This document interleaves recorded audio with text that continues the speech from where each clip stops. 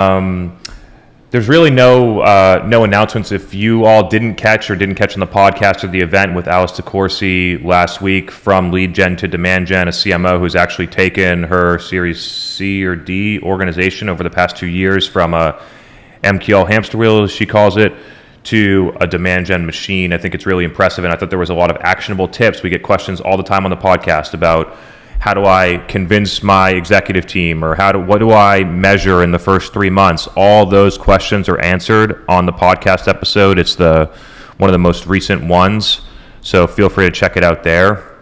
And then in other news, I'm headed to Boston tomorrow. I'll be speaking at the Optima conference on Thursday in Boston, which I'm very excited about. The amount of physical events is starting to pick back up, and I'm excited about that. So I haven't spoken since San Diego Traffic and Conversion Summit last September.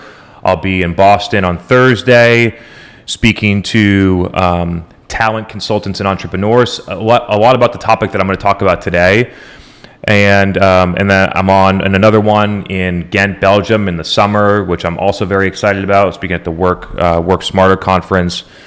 And generally just excited for more in-person talks and things like that. So looking forward to all that, but wanted to give you a little bit of background, a little bit of preview of what spurred this topic, because we get so deep into demand gen and SaaS and metrics and new things, and every once in a while I just want to take a step back, because there's a huge amount of simplicity in the top level strategy and how to be successful. And this, like, my goal of this talk is for maybe 1, 2, 3 people, for something to resonate with them in a way that it did for me in 2017 that I'm going to get to, that pushes you to look at things a little bit differently and take a little bit more action than you have today. And the people that have been here for a long time, you'll get what I'm about to say, which is that once you've understood the foundations of the content, it's the nuances, the little details that actually really make the difference. So maybe there's something that I say today because it's raw and it's unscripted that just happens in the right way where you get it and it makes sense for you. Because what I'm trying to communicate is that I've in 2019, I knew a lot of the things that I knew right now. I was very much so a similar person then that I am now. But in 2019, the great customers that want to work with us didn't want to be our customers. The amazing people that work here didn't know about me and didn't want to work at my company. The amount of companies that want me to go, and huge brands that want me to go and speak to their huge marketing teams about the best way to do marketing today. Friendships that I've been able to get through my content and how that's opened up. Business partnerships, general opportunities. There are so many benefits and opportunities to each and every one of you, whether it's from a personal standpoint, whether it's through your company, or some form of both. And so I am just amazed at how much opportunity there is for people to take action, and hoping to, through some talks and some ideas here that I share, hope that it gets a couple people over the hump to go and take some more action. Because I've seen, like, some people on here, like Nick is doing an amazing job. I only can see 9 people, so I can't mention other people. But there are people on this Zoom that are already doing a great job. How do you, what do you do to get to the next sort of level, right? And throughout my journey, I've had to evolve and move into different levels as the business has grown, as the content has matured. And so looking forward to sharing some of that stuff with you. But before, I even want to go back before 2019, because I think it's really interesting. So in 2017, I was a marketing manager at a company called Vapotherm. I'd been there for probably 6 months, and previous to that, I was mainly a product marketer that had done some things on the side with digital marketing to sell B2C stuff. But in all, B2B demand gen, I didn't even call it demand gen. I didn't even really know what it meant. And to be honest, I hadn't run ads. I hadn't done a lot of the things. I hadn't produced a lot of content for B2B. I had done that in some instances in B2C.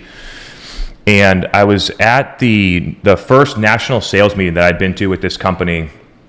And the national sales meeting was great for anyone that's been a part of one of those. Like, people really celebrate, they get awards. It means a lot to people. It's inspiring to be a part of, because a lot of people put in a lot of work in order to win those awards or do those things.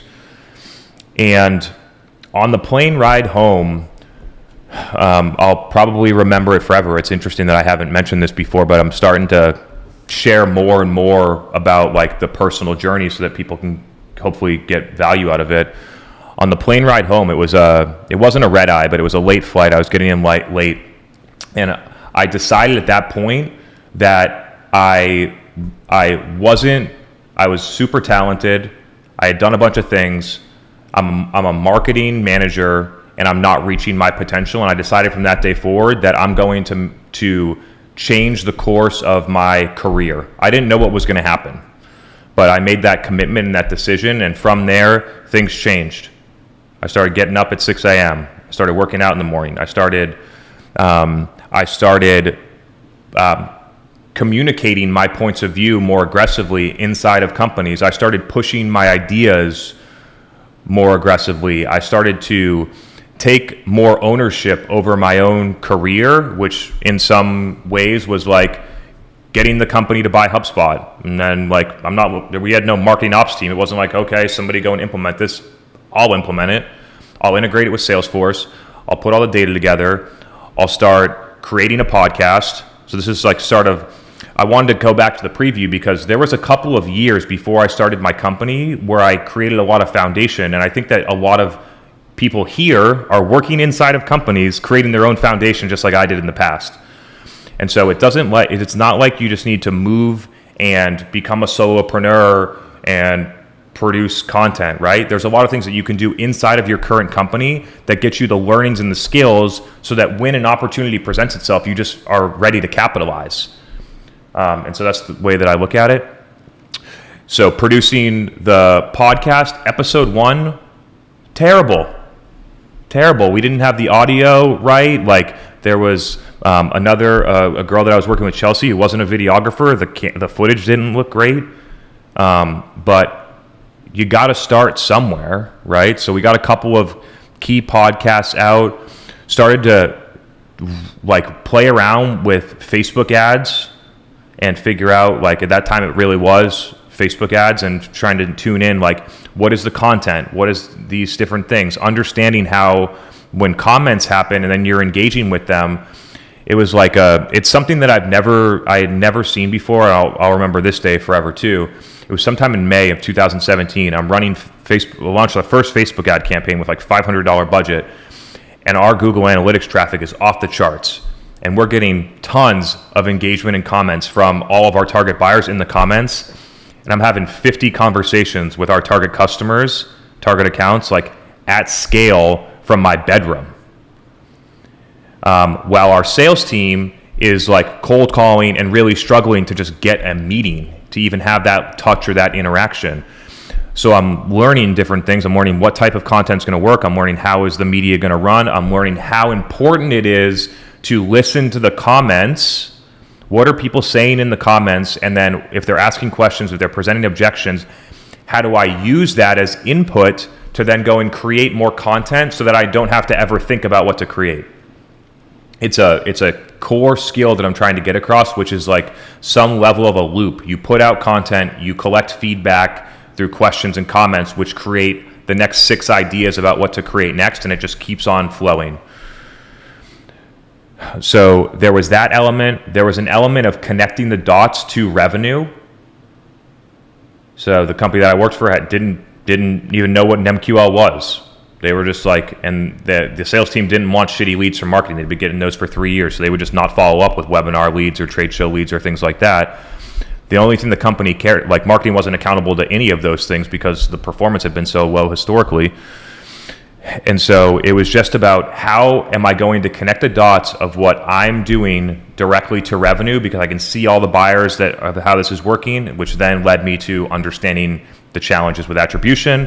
It led me to understand how to communicate value from the seat of a marketing manager to a C-level executive, and then go and get approval on major budget increases to go from like $5,000 a month to $50,000 a month based on pure results.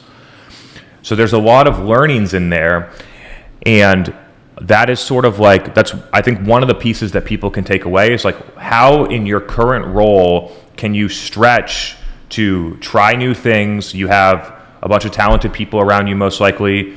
You have a company that probably has resources. You have some level of brand equity, a product, messaging, things like that. How do you start to branch out and experiment and learn so that when an opportunity presents itself, you can go out and capitalize? And so all those things I had done, and then I move into deciding that I'm going to start my own business. And here's where I want to talk through some of the things that I learned with the hope of, again, providing some insights for people. In April 2019, I started my company. It's really interesting that at that point, it wasn't that obvious that LinkedIn was a critical channel to be on, if you can believe that, how much it's like most dominating ever, but it really wasn't obvious for people in 2019, including me. And so the main part of the marketing was through Instagram and word of mouth at the beginning as I start to figure out like, what is this going to be? And in about July, I started to see the impact of what could happen on LinkedIn specifically. And the things that I'm looking for there are there people talking about the subject matter that I want to talk about? And are people engaging with the content that's created in that subject matter? So just like you're looking for, and there's most often going to be an indicator of somebody else that's already doing it, that's being successful in a similar space of what you are. A common reaction to that is a bunch of people are already doing this. I must have like missed the opportunity. I'm going to not do it. It's just like human nature to sort of think that way. But if you can flip your brain and look at it, it's basically like somebody else has already proved the concept. And what I've learned over time is that the world is entirely abundant. Like just because other people are being successful means nothing about whether or not you're going to be successful. There's so much opportunity out there. Like other people getting 1,000 likes or like my content getting likes takes nothing away from what the possibility of what you could do. And I started to see the opportunity, and I want to go back. Like the way that LinkedIn archives content is just so poor that it would take like an hour to go back and look, so I haven't. But I would imagine that my first LinkedIn post got less, like 3 or less likes. And I went through this cycle for actually quite a little while. It's happening in the same fashion for me on TikTok right now. I've been posting on TikTok for a good 3-4 months, and still at this point do not get like a massive amount of engagement on my posts. I'm still trying to figure out the platform. And there's an element of time necessary that most people do not give it. They give up. They start in January, they give up in February when things don't happen, when it actually would have worked if they let it play out until May or June. So going into it with the right mindset is incredibly important. And the mindset that I want to try and help people move to, which is something that I've developed over time. It wasn't always like this, but the place where I've gotten to is that when I put out the information in the content and I create it, I have literally zero thought as to how I will benefit from it. And maybe that's a piece that will really help someone get there, because in 2015, I knew that it was selfish. When I created content, it was because I wanted someone to read it and buy something.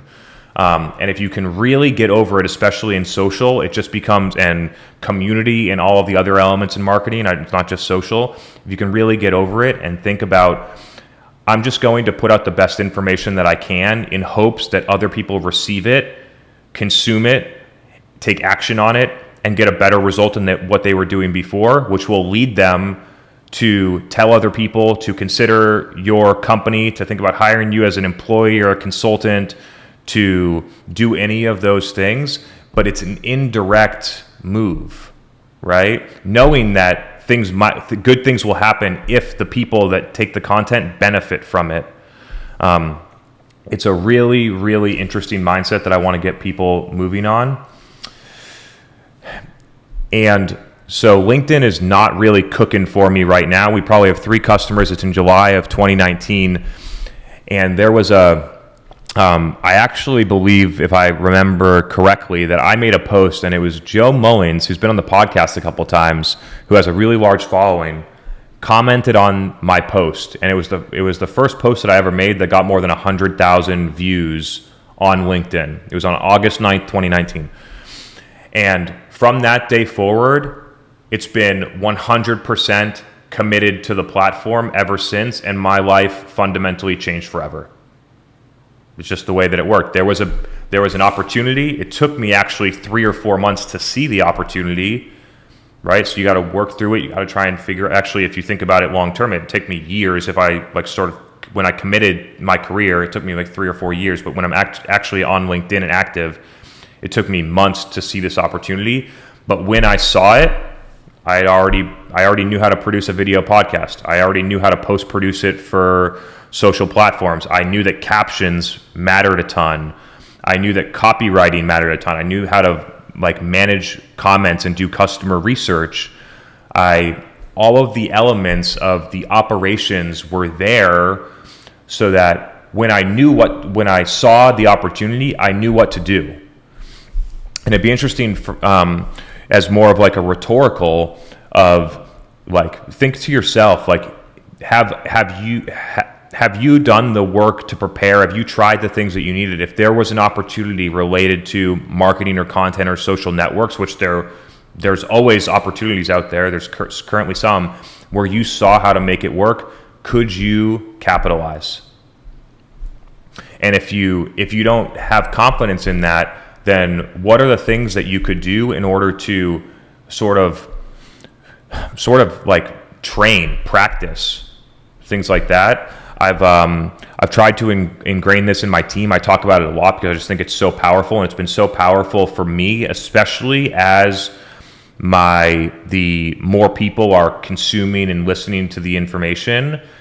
As more people listen, you can get more strict, more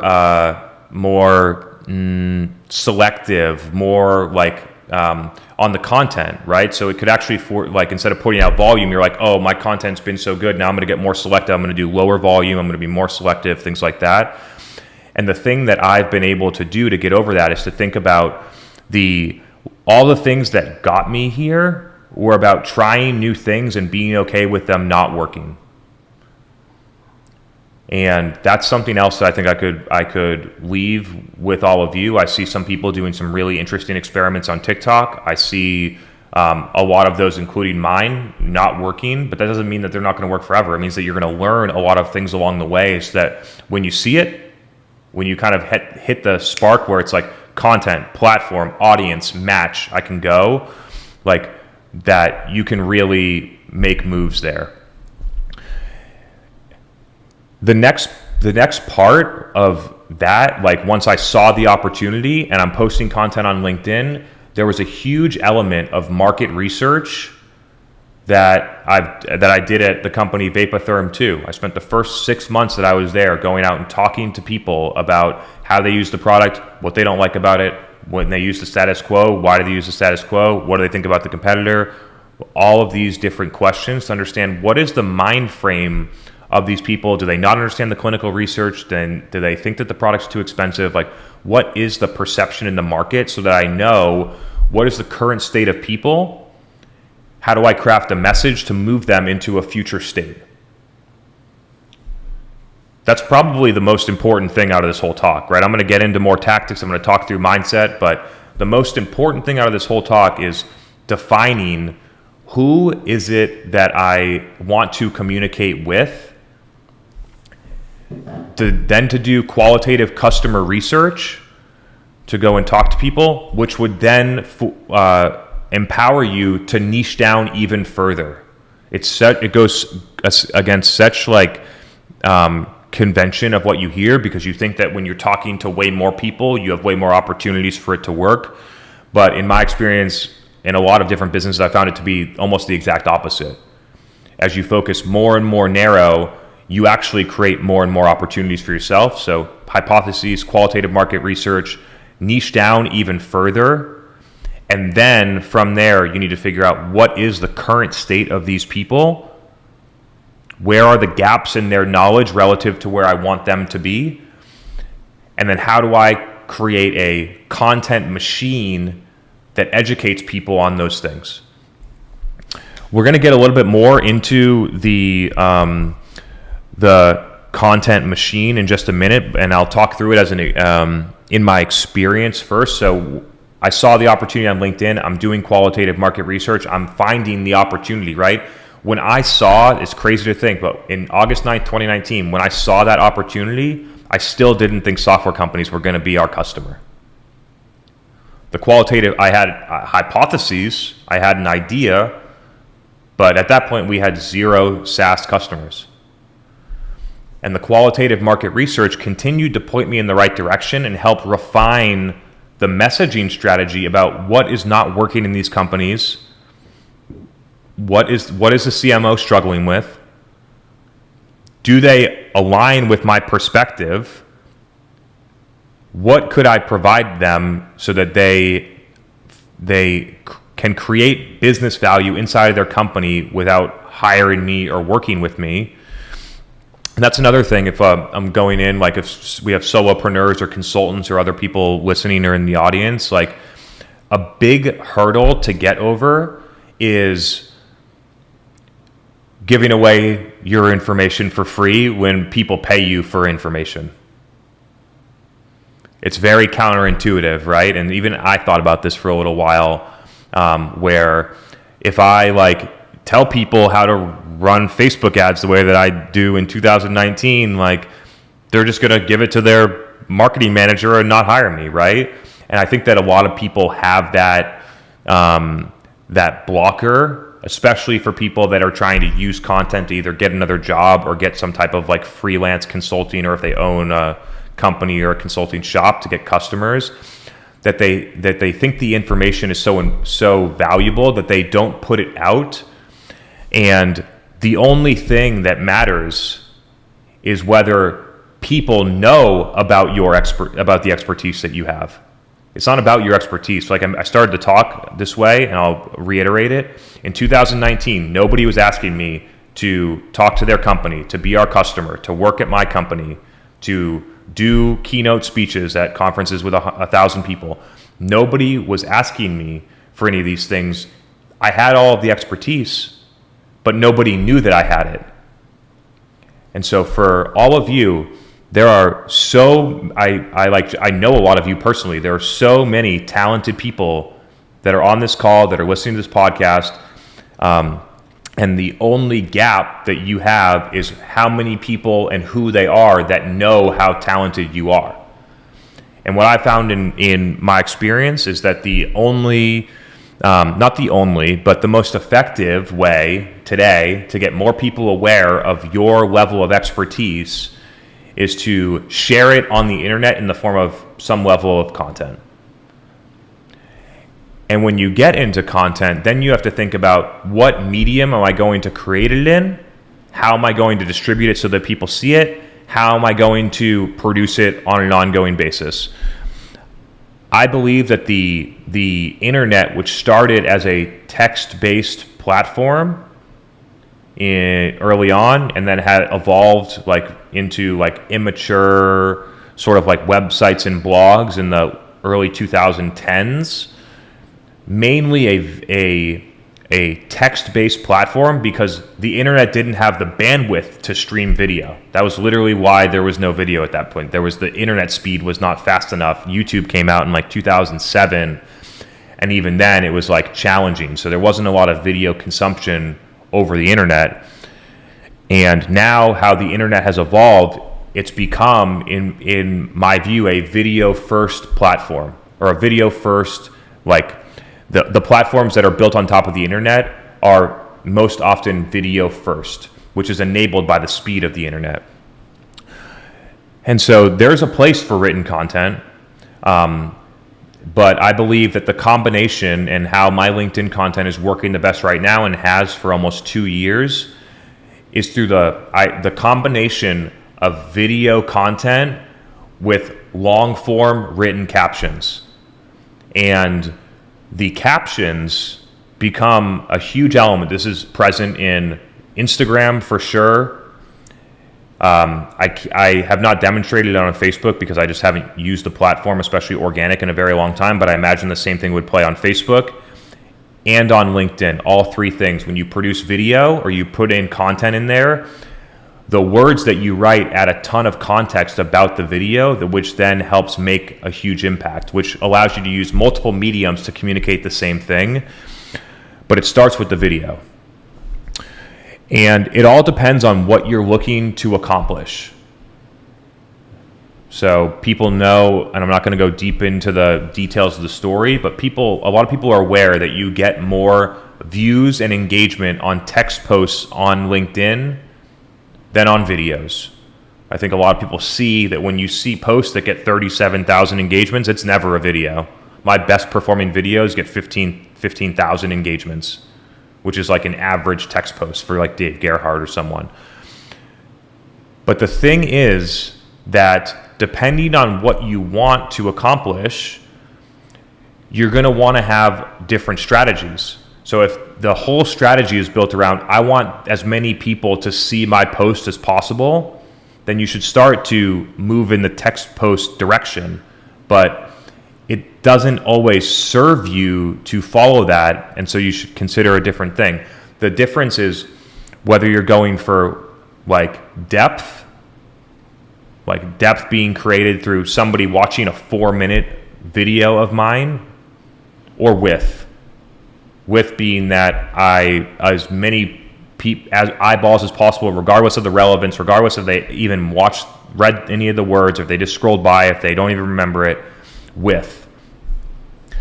In the depth side is where I believe that a lot of the action is. A lot of the action to demonstrate expertise, to build relationships, to open up doors for new business opportunities or job opportunities.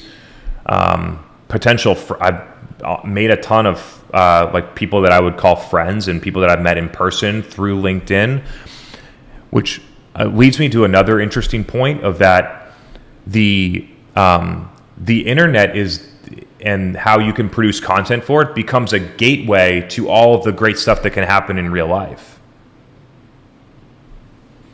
If you can imagine that, like if there wasn't LinkedIn, I would have never met Gaetano DiNardi. Megan wouldn't be my business partner. You all wouldn't be sitting here today. There's a lot of people that work at my company that would still be doing something different. And so when you use the internet to produce information, it creates awareness and opportunity that then you can extract. Isn't the right word because it feels like you're using it, but like that you can transfer from awareness on the internet into real life relationships, partnerships, employment opportunities, things like that. And I don't think that people, I think that people see the internet side as like as like not that important, right? So I'm trying to help people really be committed to the level that I believe is required if you want to have some level of success, which is that just spending I'm struggling to communicate this, so I'm going to sort of transition here. I'm going to get a little bit more into the tactics. On the tactical side, I believe the number one thing that you all can do to start to get this thing moving is to start a podcast around some level of an interest that you have. It took me a long time to get here, so I'm giving you a big shortcut. It took me almost a year to figure out that a podcast would be the best way to produce content so that you have a good amount of information here. The reason is that once you're producing the podcast, you don't need to think about what to post because the video's already been created in the topics. And one of the best things that I did, because at the beginning, you're going to be interviewing people, but people may not want to be interviewing you yet. And so in that case, what we did is you can basically stage questions. We did that through private consulting calls. Sometimes when we're trying to create content, people on my team just ask me questions. You know what I mean? There are ways to create content in a way that to put you in the positions to create the content that's from a video perspective. Start the podcast, which creates the video content, which then can be moved into a distribution channel. It depends what you're going after, but my recommendations at the moment are LinkedIn, reformatted for TikTok. And if you're going to make TikToks, I'd recommend that you at least test Reels on Instagram. The Instagram algorithm is evolving in a really interesting way where because TikTok is growing so fast and a lot of ad revenue, well, a very small portion compared to Google and Facebook, TikTok's ad revenue is growing a lot and attention is moving there. And so in order to combat that, Instagram has really prioritized Reels and tried to sort of, game's not the right word, but to increase the level of organic reach on Instagram, which hasn't been like this in a very long time. So there are people that are really taking advantage of that by pivoting their Instagram content strategy to video Reels, and that's something that I'd recommend for anyone that already has some level of an Instagram presence or believes that's the right platform for them. And once you get it started, the real challenge is being able to stay committed to it because you have the right mindset. I'm not sure this is going to resonate with people, but it's worked for me a lot, and over time it's really worked for me, which is that when I think about the content that I create a lot more like making art, I think about business the same way, like making art, that it's just about, or you could compare it to playing sports, you just play the game, right? And so you got to figure out a way to make it something that you enjoy doing. I love coming here. I love sharing information with you.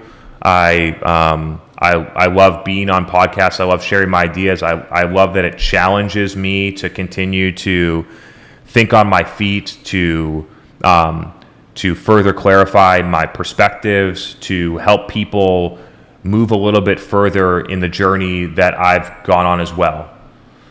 So figuring out for me, it's the topic and the opportunity, but so you'll need to figure out how do you connect the activities that you're doing to something that you're passionate about. Because if you're not passionate about it, then you're going to,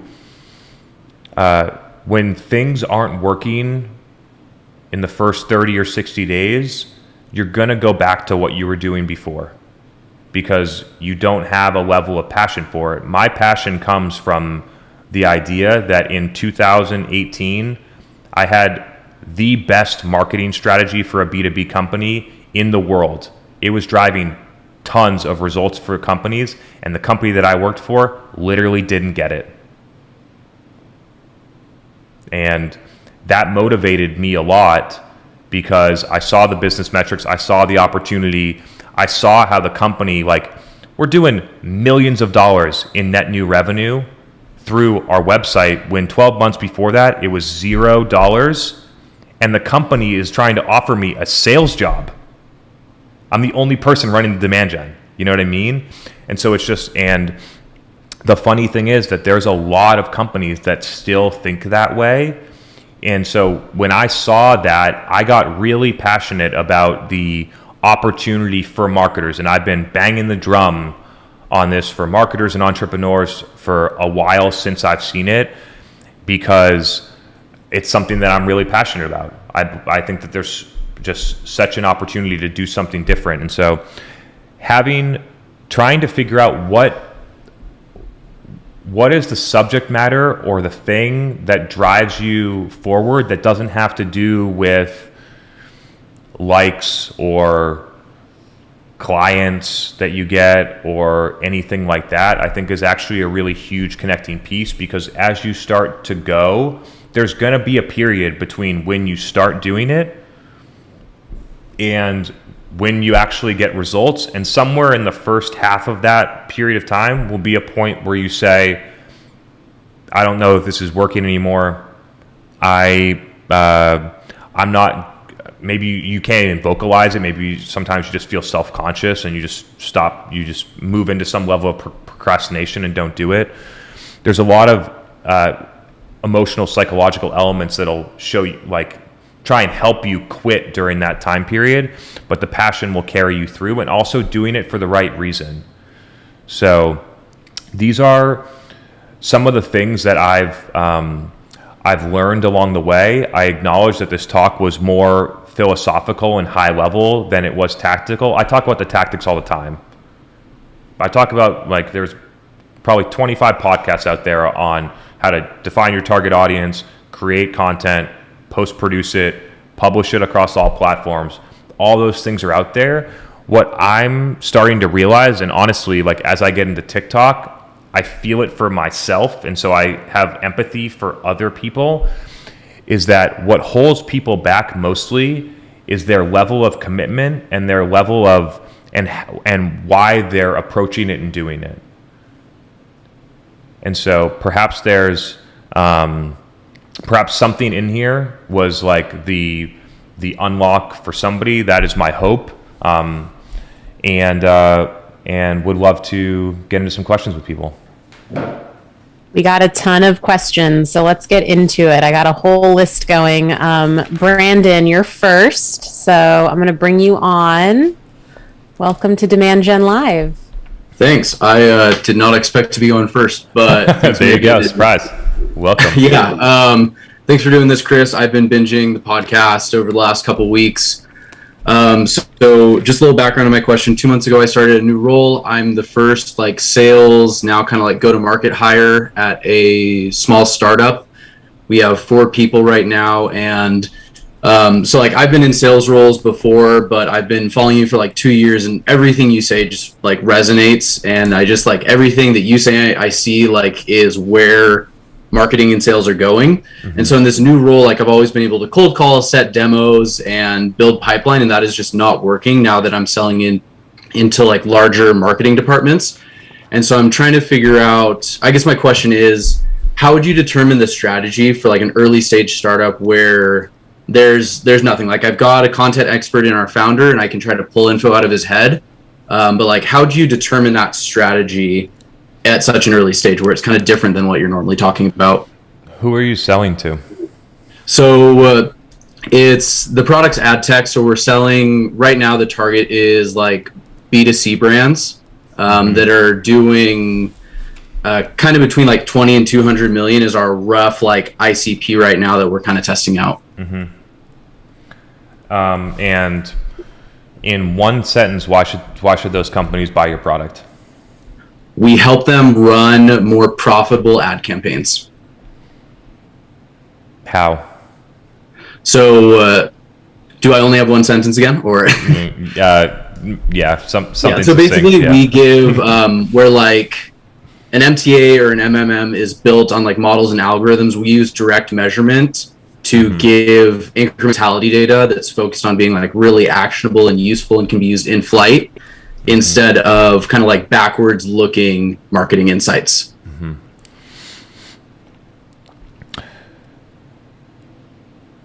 So we'll probably go back and forth on this one, but I'll give you a couple of thoughts initially.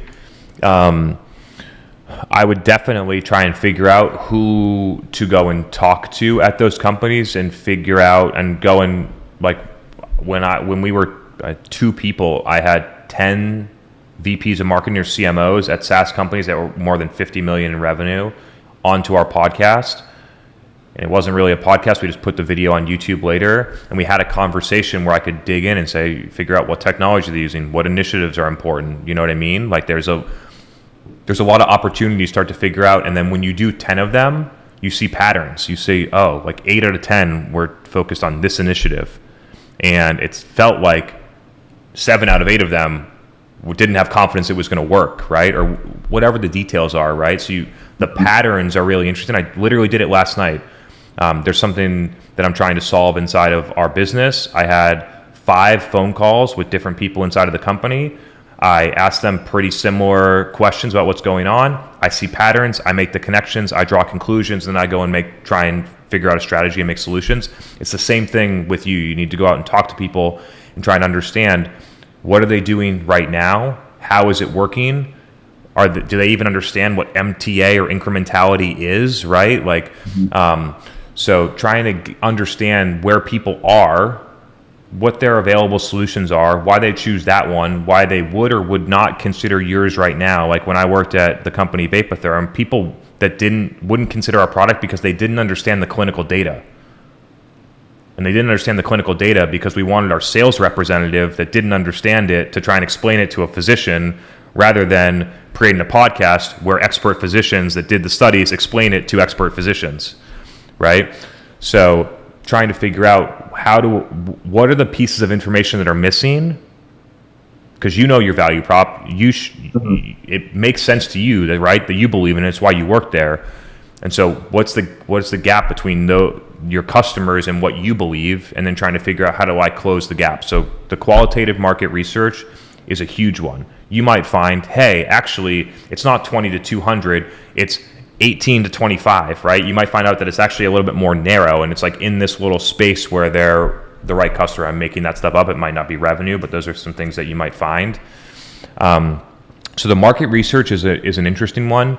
The next one that I'll say is that I think that there's something to be said about getting people into the product for free at the beginning. There's a bunch of people out there talking about never do free work. I started my company doing initially free work, free consulting, free keynote speeches, all those different things, because you need to get the reps, you need to get the experience, and you need to get the customers that use it to say, this isn't valuable or this is valuable and here's why, right? And so you developing success stories. And then you can try and form it into a way that the people that you're strategically placing those on are people that have some level of influence. So if they are successful, that they talk about it more, right? So those are a couple of strategies to sort of like get your strategy right. And then to seed, by giving the product away, you basically create a free alpha or beta trial where you can, hey, you're going to get the product for free. You can use this, and in exchange, like, I'd like to talk with you for 30 minutes a month about how it's working or how it's not. So those are a couple of interesting ideas, because I think that you're at the point right now where you don't, like, creating content would create learnings and reps, but you don't really know exactly what to create. Is the vibe I'm catching. Yeah, it's a lot more in our founder's head. Like, he has a clearer idea of those things, and I just try to kind of parrot that stuff because I'm pretty new to the space. Mm-hmm. I guess another aspect of this question is, like, there's some pressure to still drive short-term revenue. And I don't know if, like, you would say, like, hey, still do your sales stuff, where it's like, you know, you're wasting half your week cold calling for no results, or that's what I do a lot of weeks. Mm-hmm. What is there anything we can still do to, like, drive short term, or is it like just build for the long term and optimize for the right things? One, it depends how you define results, right? So if results are closed won deals, yeah, then people think that, like, I'm, like, over here with, like, the secret sauce back here that I'm not sharing, that, like, hey, actually, like, here are all these things. The advice that I give is by far the best way to achieve short-term results. It just doesn't feel like that. You know what I mean? Yeah. But if you're, like I mentioned, if results get defined by closed won deals, you might, like, if you do the cold calling thing, you might close one deal faster. Yeah. But you're not going to get to 10 faster, And so that's sort of the things that I think about. And like the same example for me, right? In 2019, in the summer, if I spent half my time cold calling and then the other half doing LinkedIn and stuff, like I might have missed this entire opportunity. We probably wouldn't be talking right now, you know? And so it sort of goes into like, there's an old way of thinking that you do these types of activities that most of the world still plays by. And then there's a small amount of people that are like, wow, the world is different. People buy differently. Like all these things are changing. And there's these amazing tools over here that I can use to do to accomplish what I was accomplishing by doing before in a way better way with more scale in a way that my buyers actually enjoy and like. So I would highly encourage you to continue down this path and not fall back. Not everyone, that would be overstated, but almost everyone falls back on the old stuff because it feels safer and it's accepted inside of the company because they think that it drives short-term results. So that would be my honest recommendation, just to stay the course. Thank you. Awesome. Great to see you. Thanks, Brandon. Great back and forth. All right, Perry, I gave you ample warning that you're up next. It's your turn. Welcome to the show, Perry. It's good to have you. Yeah, thanks for being back. So I just want to say I launched a kind of a video talk show similar to this last week on Wednesday, inspiration from DGL, and I bombed it. Like I did terrible, kind of like you mentioned on your first show.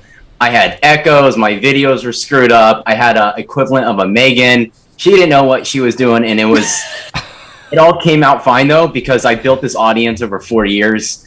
But I just want to say thanks for that inspiration, and I'm doing it every single week, and much more prepared for tomorrow. So. And thanks for sharing that with everyone. That's a huge point. And the fact that I could sense some level of pride in what you just said, which is amazing, right? Like I'm not sure that I take pride in those things, but I am totally comfortable with when things don't work out well or work out the way that I expect. It's just I want to applaud you. I think that was very awesome to share that with people. Yeah, I appreciate it. And it was nerve-wracking. I'm using a different system called Demio, DEMIO, for various reasons. I need the ability to share content, like videos and pictures internally without sharing screens. Mm-hmm. There were some other little features. But the reason I want to chat is I have a colleague on here with me, and I feel like every week I'm bringing a friend onto this show. And, they're not even clients of mine or anything. I'm just like, hey, come listen. You need to get out of your zone. So last week there was a trade show in New York City. It's the biggest trade show in the eye care, optometry, optical community. It was a total flop. AAO? Vision Expo it's called. Got it. It's generally people from Asia and Europe and everywhere. Got it. It was the worst trade show I've ever been to. And this is an international trade show. The aisles were bare. These vendors had massive booths. There was a lot of startups there. And I was like, how are you guys making money? They're not. And I was there as an attendee. So I had a very productive day because I'm just walking around. So actually, one of my colleagues on here, and Peter, he's listening, he's a dry eye expert really in the world. And he has I would say a CPG. And basically it's a product made from okra that helps treat dry eyes. And he watched a video of mine on LinkedIn or my Facebook group probably. So I was producing content, and the title of the piece of content was Trade Shows Are Dead, or something like that. I can't remember. And I stirred up a storm amongst my industry of people trying to justify the ROI on booths. And so he reached out to me actually today, and he was like, how can I get this content engine going? And he said, I don't think I'm going to do another trade show. And I said, congratulations. That is very smart. Mm-hmm. And I'm kind of asking this question for him right now. So his product is sold DTC, direct to consumer, but it's also sold directly into optometry and ophthalmology practices. Mm-hmm. And there's in-office treatments that are done, and there's also things that the patients take home to use. And so we're trying to figure out, how do we sell this product to doctors? And the traditional ways are trade shows. It is buying, magazine ads. But the thing with this, when I said okra, you're thinking, how the hell could okra treat dry eye, right? When you think of things to help you, you're thinking of drops, you're thinking of expensive things, going to CVS, going to Walgreens, but this is completely different. And this is really an educational path that we need to take through content to say, hey guys, this is like wacko. This is not fairy science. Like, we have studies. This is an ophthalmologist. Like, we know what we're doing. So how would you recommend we educate doctors on something like this to bring into their office to treat patients? So the first thing that you need to decide is, what is the go-to-market motion that you want to run. Selling this into physician offices for them to prescribe or resell is They're going to resell it, correct? Is very different than selling it direct to the consumer.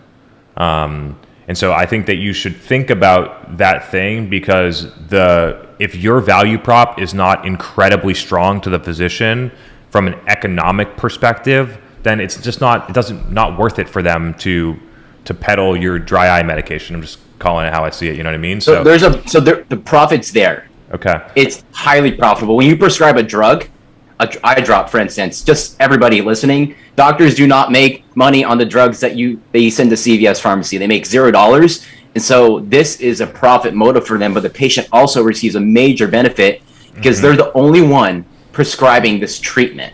It's just so different. So I'm not going to debate with you the effectiveness of the product, but I am going to tell you how I would do it if the path is to how to get physicians to buy into using this in their practices.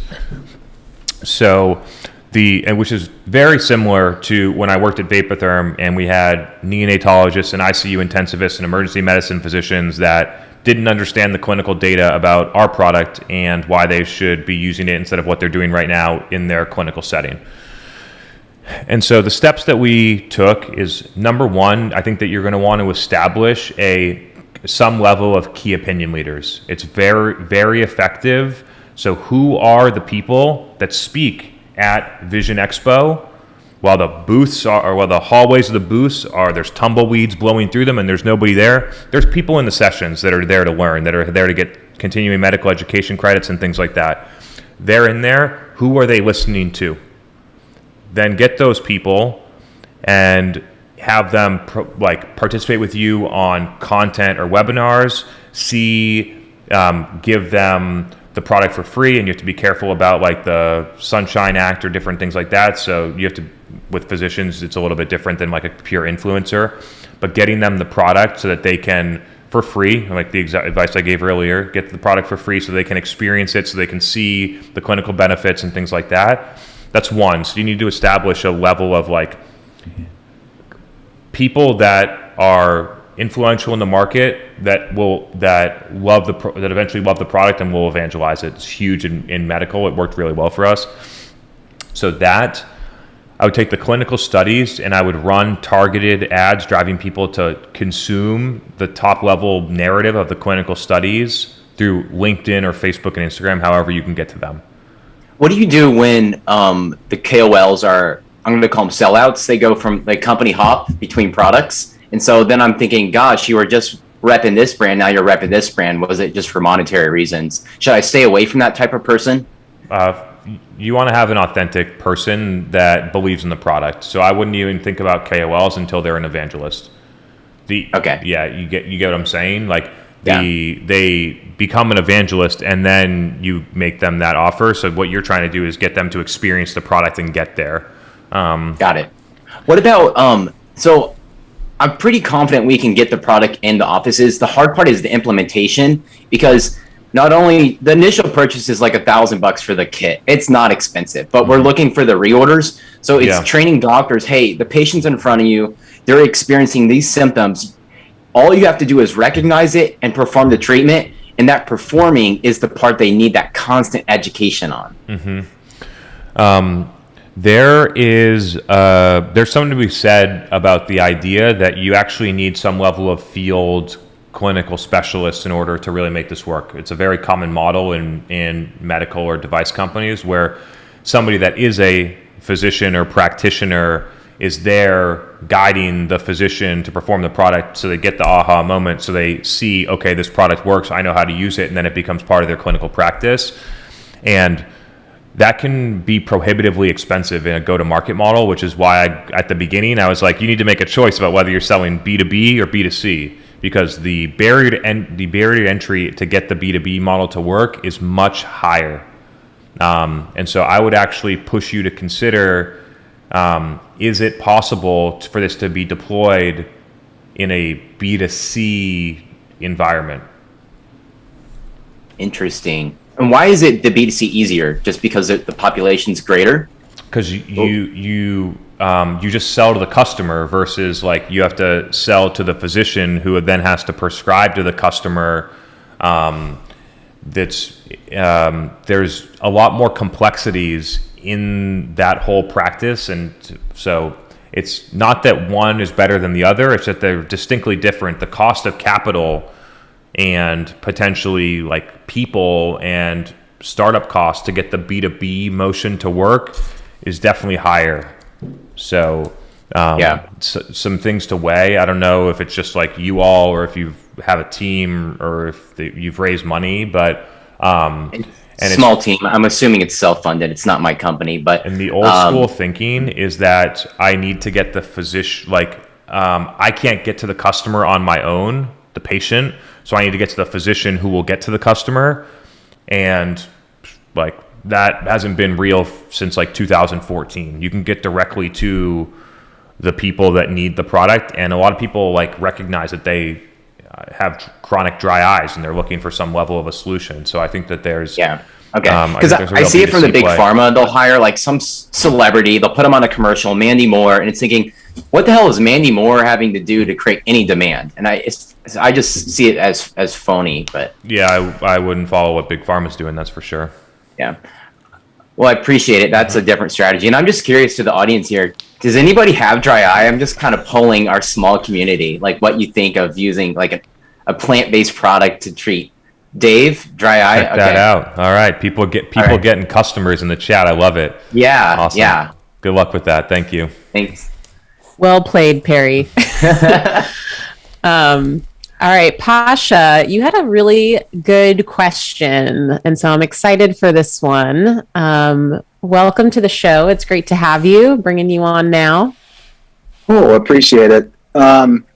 So I come at this from a little bit of a different perspective than I think maybe your audience does. I'm an agency guy, and I've been in the game probably 13, I would say 14th year, with the last 6 kind of really heavy on B2B. And I got to say that it was probably 6 months ago that I kind of found your content and, Refine's content, and it kind of triggered something in me because, 6 years ago I was selling programmatic media for conversions, and it just wasn't working, right? Like something was up. So I think you've crystallized a lot of what like my colleagues in the industry have been feeling. So I thank you for that.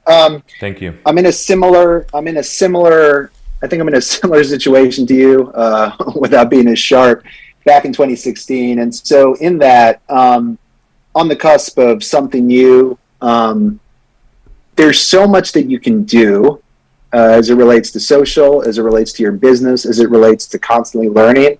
How at that point in time were you doing all this, staying focused, pushing the business forward, satisfying clients? Like, I think for me, it's not that you feel like you're just jumping from one thing to the next to the next. Mm-hmm. I'm just curious from a mindset perspective how you got through that, or how you prioritized. At what stage?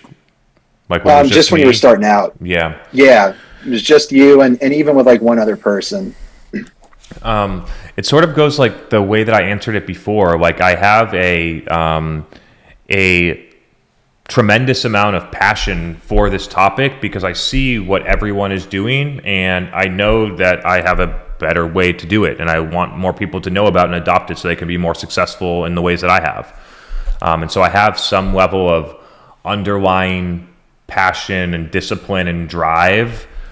So I think that that's one piece of it. Another piece of it is that I'm just I inside of the companies that I worked for, I'm very grateful for all the opportunities that I had, but my potential and creativity was stunted in every single company that I worked for. Where even at the company Vapotherm that I mentioned, like there was a time where I was doing good things and I hit a cap where the company wouldn't let me go any further and I resigned. And that happened to me over and over at companies because they don't innovate, they don't embrace failure, they don't foster creativity, they don't think innovate in an innovative way. And I have a huge passion for, like, I need that in my work life. It's something that I like. In order for me to feel fulfilled, I need to flex those muscles. I need to try those things. I need to do that stuff.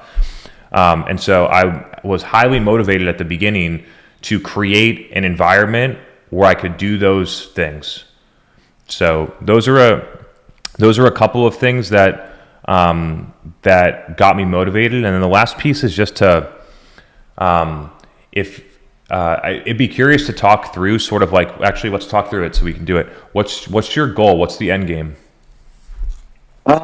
You kind of just summed up a lot of what I've been feeling. It's really, I've been in the agency world a long time, and I think you touched on it, right? I want to create the culture that I want to create. And within that culture, I prioritize things like constant learning. I think B2B marketing has fundamentally changed.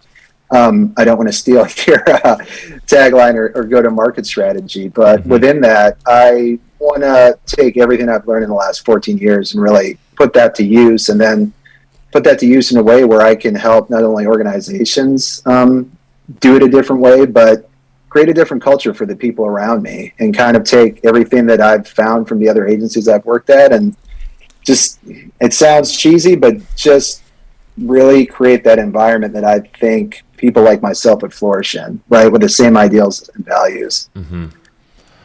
What about selfishly? Like, what do you want to happen for you? Man, I want to be successful. I want to be successful. I mean, I first generation immigrant, came up in, I would say my childhood wasn't maybe the most ideal. Went through some tribulations, mid-20s, but got my shit together and made it happen, right? In 13 years, I've gone pretty far. I think it's just really to take that next step for myself. And, I want to lead from the front. I think I've always tried to do that in the positions that I've been in. But for me, I just want to build on that success. And I think that success for me is monetary, but it's also, it is leaving something behind that can really help those around me, right? And if that's an organization where people can thrive in, I think selfishly for me, I like helping people. So that's a piece of it.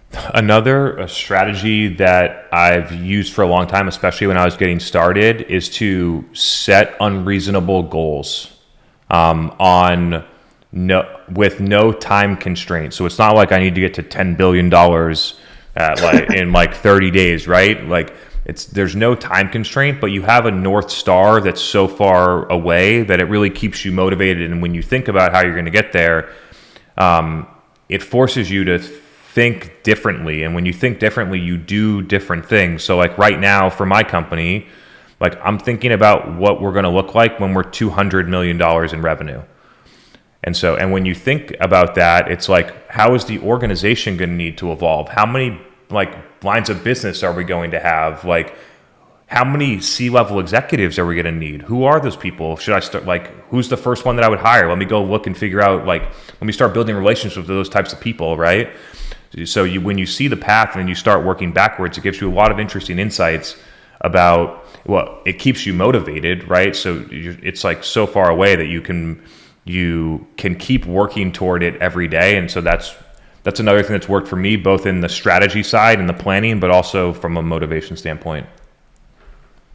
Makes sense. Very timely. I think the only thing I'd say is, and I say this a lot, but coming up in 2008, you would never really have this kind of community where I could tap into somebody like the knowledge of this group and the whole group. And I would say I've been posting on LinkedIn daily for 30 days, and I'm not doing refined labs numbers, but the people I've met, the opportunities that have already been presented, and I'm sticking with it, you know. I And I love would that. recommend that's really to everyone on the call. And that's the thing. At the worst, I've become 5 times smarter as a marketer as I was before. So 100. appreciate it, and we're lucky. Yeah, I love that, and I just want to. So thank you for saying that. I think that there's a lot of people that maybe it's not nothing about my talk. Maybe that's what they needed to hear. Is I've been doing it for 30 days and I've been successful. So I think that's huge. And another thing that I'll say to people is that the most that I've ever learned about marketing is building this community, the podcast, and LinkedIn. Out of all of the things that I've ever done, because it's really where the rubber meets the road. Everything, the qualitative insights, what are we going to talk about? How am I going to listen to the comments? How am I going to stay disciplined and post every day? How are we going to set up the event? How do we keep people engaged? So you'll just through the execution of it, you'll become a far better marketer. So I think that even if your only goal is to just build up skills and get better, you'll definitely get that through doing these things. Yeah, definitely. Yeah. Appreciate the time. Cool. Thank you. Thanks, Pasha. That was great. I thought you were going to get into a couple points on like focus and prioritization, because in working with you, as long as I have, Chris, like especially in the early days, you were always really good about what are the things that I'm good at and how am I spending my time on the things that I'm best at that are driving the most outcomes. And so back to your original question, Pasha, of like, there's so many different things that I need to be doing and jumping back and forth on.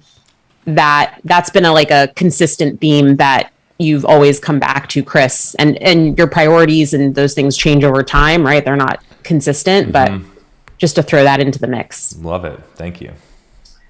All right. Got a good question. And this is from Michael after he saw the email go out on the topic. And so he's he's a business consultant and accountant on LinkedIn. He does a lot of posts, but this is really relevant, I think, to the topic that you brought up. So he says, what are your thoughts on describing your services so your audience is acutely aware of what you do?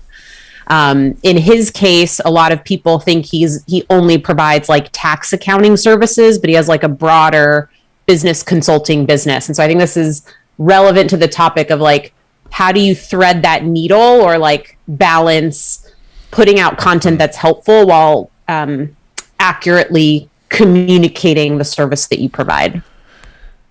I'll say in 2 different directions. The first one is that if people like the information that they're going to put out, they're going to go to your profile and or your website, and that's a good opportunity to describe that stuff. So thinking about where are they going to go and then sort of like outlining it there.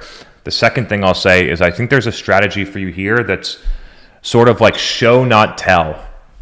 Like instead of telling people about the services that you do, why wouldn't you like be able to film your side of you providing business consulting advice and services to people and then use that as the content?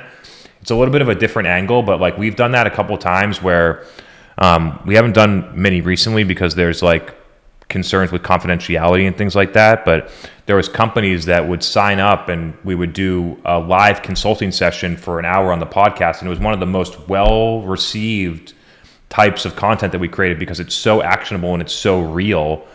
And so I think there's a real play for you to record some level of business consulting sessions. You could do it with just what you're saying, not what the other people are saying, so that there's complete confidentiality and things like that. I think there's a real way to make it work. Because what you got to think about is what I'm saying valuable to the people that I'm saying it to? And you might be able to throw in like once in a while hey, by the way, here are all the things that I do. But if it becomes a recurring thing, then oftentimes people will start to tune you out, and it doesn't take very many skipped posts in the LinkedIn algorithm for the LinkedIn algorithm to say, these people don't want to see Michael's posts anymore, and then start to give it to other people. So that's what I would say. I would think about using your website and your LinkedIn profile to communicate a lot of those things. I'm not sure how much content you're producing. I get like 20,000 LinkedIn visits every 30 days. So you probably get a good volume too, and those visits are high value. So on the website and that stuff. And then how do I demonstrate my business consulting skills without just describing the services by showing people. The last thing I'll say is the value in the headline is real. So the headline that people see when they see your posts on LinkedIn, you could start to use some of that real estate. Maybe it says accountant right now. Maybe you should start to think about how do I reframe this to, accountant turned business consultant that helps XYZ type of companies. You can think about how to modify that so it's a little bit more slick, but it gives you a sense about how you can use those different, you're already active on LinkedIn, how you could just do some tweaks to the content or the other elements to make it more effective. Nice. That was good. All right. I have Bilal, who I know from LinkedIn, and I'm excited he's here tonight. And you've got a couple of good questions. So you can get 1, 2, all of them in there. Welcome to the show. Thanks for having me, guys. Thanks for doing this too. I really appreciate that. Yeah, good to see you, man. It's been a while. Good to connect with you. Yeah, good to see you too, Chris. How's everything been, man? Things are fantastic, man. Really good. Yeah. Glad to hear it. So the question I had, or the set of questions I had, were actually around content. And I just for context for everybody to know, I've had the chance to know Chris for a bit and text with him back and forth, but never had a chance to talk to him like this. So this is a cool chance to put a face to the name and meet him. And I've seen your content grow on LinkedIn, and I am a seller turned semi-marketer, I guess you could say. And I'm trying to understand how to squeeze the value out of content. So I've been posting now for 2 years on LinkedIn, or a little over 2 years, gotten good traction with it. Definitely mostly text, which I now see the problem with in terms of turning that into video and getting the depth versus the width. Mm-hmm. And actually, I don't think LinkedIn is quite the same distribution channel it once was before because of the changes made to the algorithm. Certainly, I see a lot of certainly evolving. Yeah. Yeah, I see a lot of the same people reading the content instead of new people reading it. So a lot of the same first and second degree instead of that reach to third degree connections. But I'm just wondering, what's your strategy and maybe process on content? So a post does well. How does that get recycled in different formats effectively without it being a time-consuming process? Maybe is number one. Mm-hmm. And number two, you mentioned that the content can come from different places. So how are you capturing that content? Because I know what you're saying, like there'll be a conversation I have with my sales team. Something relevant comes up. I imagine there's people that would love to listen in on that conversation. Now, how should I be sharing that in the most effective way? Because there's a lot of ways to make content, a lot of ways to distribute it. Most of it doesn't lead to very exponential channel growth. It's mostly incremental. Mm-hmm. And I know you have to put the time in, so not saying there's a shortcut per se, but definitely some channels are more effective than others, or some methods seem to be more effective than others. Mm-hmm. Could you succinctly say the second question? I heard the context, but didn't really get the question. The question would be, what ways do you recommend getting distribution on content that is going to lead to the best yield, to the best distribution, to get your audience paying attention? Because and maybe I'll make it even more specific. You mentioned podcast earlier, caught my attention that you felt that was a really good channel. I mean, I guess any of us could go right now and sign up for a free Substack account, and they have an ability to make a podcast right there. But if all of us did that right now, and there's maybe 40 something people on this call, I would guarantee within 3 months, most of us wouldn't even have a couple hundred downloads max. Mm-hmm. So how do we get that distribution? Yeah. There's, and I imagine that you're here, but I just feel the need to say it because if you break it between strategy and tactics, the tactics are actually quite simple. It's is what I'm saying going to resonate with people? Like the 100 downloads that listen to the podcast, are those 100 downloads going to get through the whole thing, love it, and then play episode 2? Or are they going to listen to 3 minutes, say this is boring, and leave?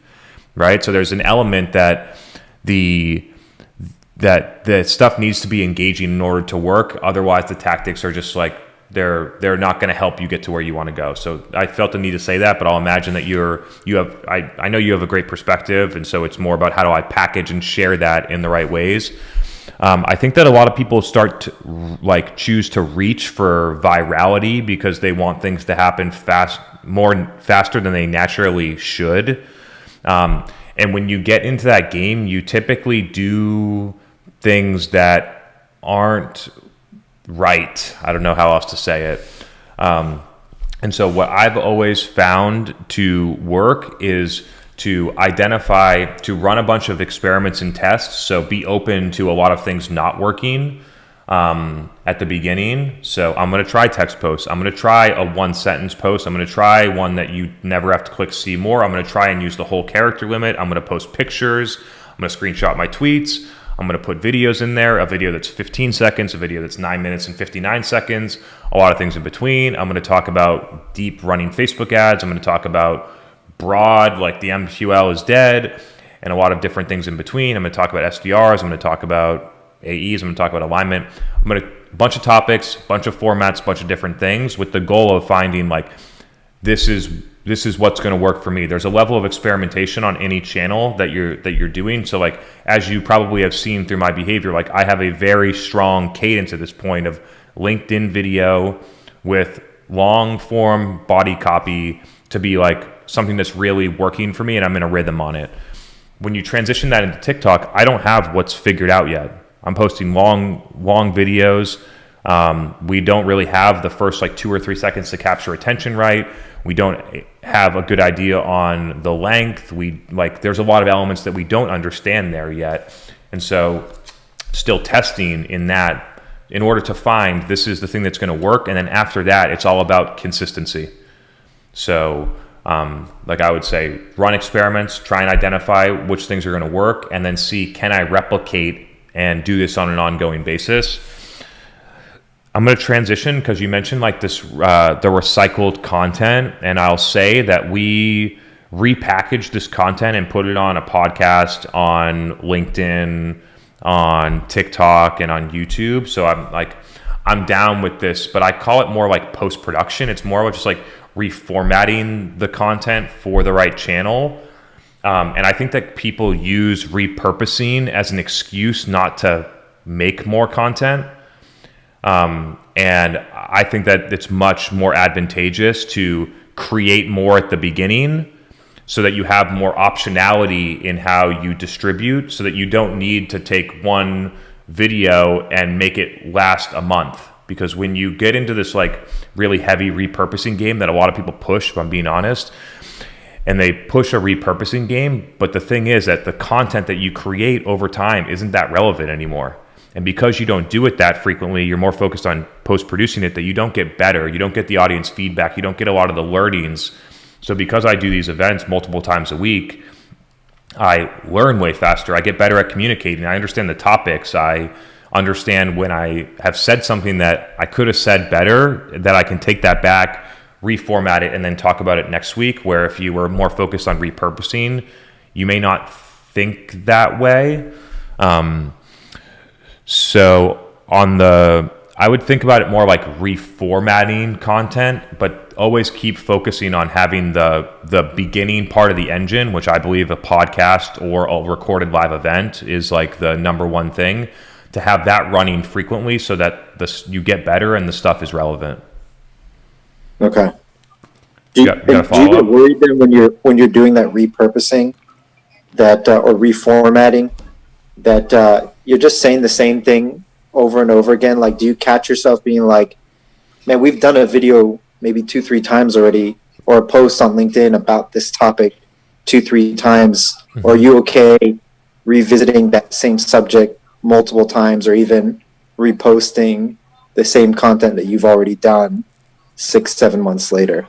What's your thought on that? I am definitely fine answering the same question multiple times, especially in this format, because it's in this format, it's about helping you, right? It's not about whether I've said the topic 3 or 4 times. You asked the question, I got the answer, I'm trying to help you. So I don't think in the back of my, I don't think in the back of my head, like, I don't want to answer these questions. And I really don't think about whether or not it's repetitive. To me, it's a challenge of, can I answer this in a way that's more clear?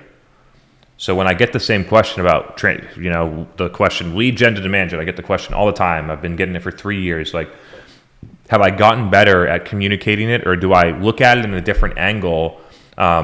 Because the thing that I've found, and people say this to me, is that, like, I've been listening to your content for X amount of time, and then it was just because of the way that you said this, like, it clicked for me, and now, like, I don't even listen to your podcast anymore. I'm off and running, like, shit's working really well.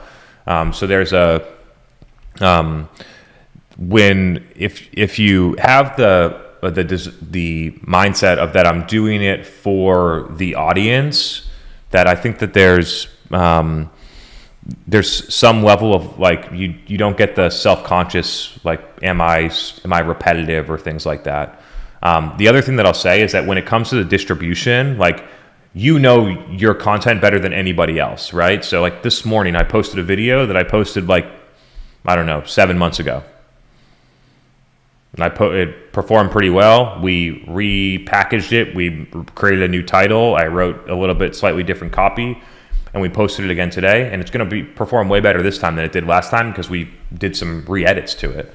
And nobody notices that I posted it 7 months ago. So those are a couple of things that I think about, but I imagine that this is more two things. I think it's a lot in your head. The second thing that I've learned very well is putting yourself in the right situations, that you get the questions and those types of things that come from different angles. So, like, an example is that when I'm on podcasts that come from different departments than marketing or sales, are some of my best podcasts. Like, I was on the CFO podcast. I've been on people leaders type of podcast, and those ones are actually where I get a lot of good reviews, because it's topics that it's putting myself in a position to talk about topics that I don't normally talk about. That's helpful. I appreciate it. Cool. Happy to help. Awesome. Bilal, it was great to have you. Yeah, great Come to have back you here. Soon. This has been. I'll be back. I'm I a love fan it. of this now. I'll be back. Well, you're going to be my closer tonight. You're a former seller turned marketer, so I'm sure that's not the first time you've been called a closer.